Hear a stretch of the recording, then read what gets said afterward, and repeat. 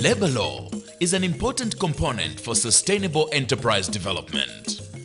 The Law Growth Nexus tool is a project designed to explore the effect of labor and labor-related laws on small and medium enterprise in Africa. It is an initiative meant to contribute towards a working policy environment for small and medium enterprise development.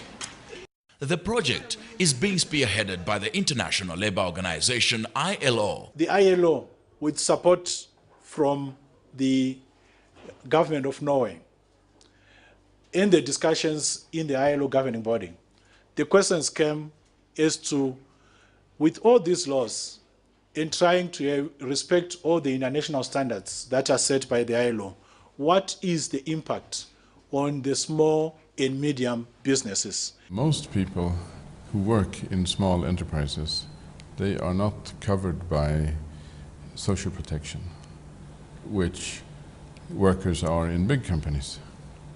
And one reason why they're not covered is because the entrepreneurs choose to stay informal. They stay informal to avoid the heavy cost and the burden of following the regulations, the labor regulations. So this project focuses on that challenge, how to make those who work in small enterprises covered by basic social protection without making it too expensive for the entrepreneur. The Law Growth Nexus basically looks at the relationship between law and development, or law and growth. And this particular project is focusing on the small business sector, what is commonly known as the micro, small and medium enterprise sector, or the MSME sector. So we're looking at the small businesses, the informal sector, a lot of those people who are operating under the radar, and how the increase of knowledge and compliance to the law can actually increase their business. The Law Growth Nexus 2 project is aligned to decent work country programs in Kenya and Zambia, which identify social protection, employment creation, and social dialogue as priorities. The members of the International Labour Organization, which is all countries, including Zambia, they agree on rules and regulations on working conditions. But that applies only to the formal sector. In Zambia, only 10% of the workforce are in the formal sector. That means that the vast majority of Zambian workers are not covered by the rules and regulations that the International Organization has agreed on. And that is a bit of a problem, because that means that ILO is only supporting a small part of the population. And it's a problem for the Zambian government too. So that is what we are putting the finger on and trying to do something about here.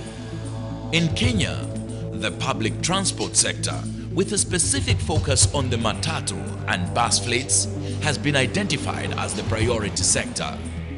Kenya, as I said, we have a huge labor force in the informal sector, and it was a tough choice to narrow down on which sector we were going to work in.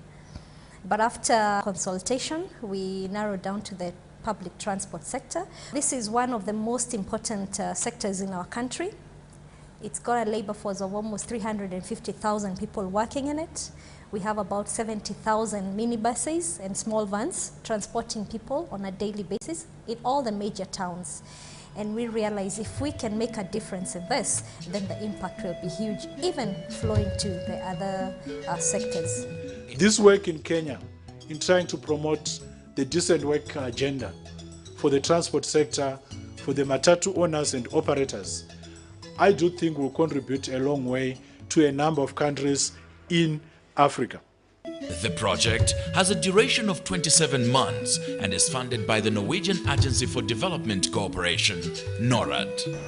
Findings from the first phase of the project help to bridge the gaps in information and knowledge regarding the influence that labor and labor-related laws and regulations have on micro and small enterprises. What were some of these findings?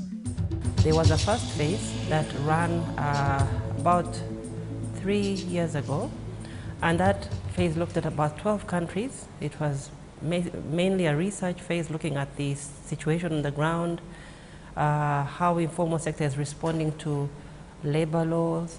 And out of those 12 countries, the ILO zeroed in on 6 where there were promising practices coming out of them. And again, from the 6, they narrowed down to 2.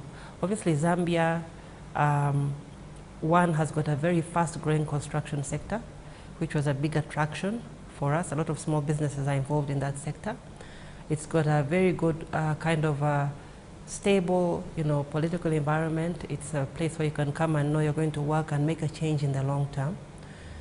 In Kenya, on the other hand, Kenya had a very dynamic small enterprise sector, and it also had a they've been working through a new constitution where labor law and specifically the ILO's decent work agenda has been embedded in the new constitution. So there were unique opportunities that those 2 countries presented, and the ILO believed that we could gain maximum traction in those 2 countries. The study of the project revealed that attention on MSMEs needed to be refocused in order to promote better labor regulations that will support decent job creation and growth of formal enterprises. What are some of the expected results and outcomes of the Low Growth Nexus project as it goes into its 2nd phase? We hope to create more awareness about this. We want to create more awareness among policymakers, those who decide over rules and regulations, and one way of doing that is to help the government with a review of the whole labor code, but also about those who affect those who work in small enterprises. So more awareness and influence of policymakers so that they are aware of this challenge. And on the other hand, we also are working directly with the small entrepreneurs to inform them about what the rules and regulations are and the advantages of following them. What we're looking at specifically is increasing the knowledge of labor law in the small business sector and increasing compliance by those small businesses to the existing labor law. That is one of the major outcomes. The other outcome, obviously, we are going to look at how we can, just promote across the small and medium enterprise sector an understanding of what the law requires and what they can reach for first.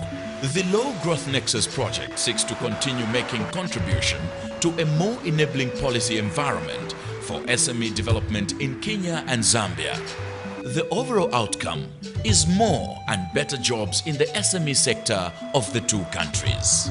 At the moment, Zambia has less than 700,000 formal jobs in the sector. I mean, generally in all sectors.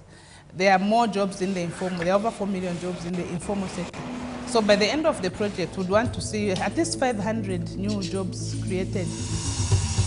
The SME must be able to perceive labor law as an advantage and be well informed about international best practices. Compliance levels are also very important. Our objective is promote the message, increase the compliance. How are we going to do that? What are the ingredients we're putting in to build this cake of compliance? At one level, we are engaging with the small businesses themselves. We are doing a lot of business training, a lot of awareness training. We are developing a simple toolkit, training toolkit for small businesses to understand what does the law require of us when it comes to our workers, and how can we input that in our business? How can we do it in a cost-saving way, so it's not too expensive, doesn't become a burden. So this is one of the other things that we'll be trying to do to create a business case for compliance. And once you comply, are there any incentives for you? In order for the project to succeed in Kenya and Zambia, the International Labour Organization will work with a number of constituents and other key stakeholders.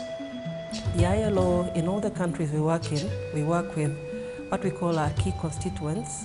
There are basically 3 partners. There's the Ministry of Labour in all the countries, or the ministry, the docket where labour sits. So it might not be called Ministry of Labour, it might be called Labour and something else, as I believe it is in Zambia. We also work with employer organizations, and we work with work organizations or trade unions. So we're looking in this project at how can those three entities work better with the small business sector? How can they improve the working conditions for people in small business? SMEs have been found to hold significant job creation potential. Ultimately, beneficiaries of the project are the owner-managers of the growth-oriented small and medium-scale enterprises and their workers. We want to see better jobs in the construction sector in Zambia and in the public transport sector in Kenya. We need to work together and see how we can, utilize the abundant resources that we have as a country. Decent work should be for all women and men, irrespective of the nature of work they do. What we look forward to at the end of the day is ensuring that the Matatu businesses are sustainable and the workers' rights are respected. Small companies that are formalized, that are registered and offer proper contracts and conditions, they tend to grow much faster, but also take the step to be informed and be real employers and real entrepreneurs. They take off, they grow very, very quickly, and they get more access to finance, for example, and other support.